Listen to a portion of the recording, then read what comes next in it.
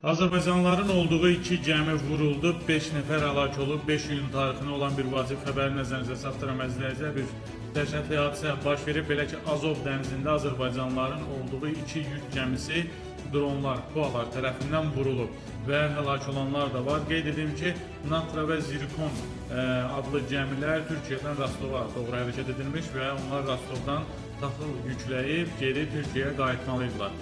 Və hər iki gəminin bütün şəxsi heyəti Azərbaycanlılardır.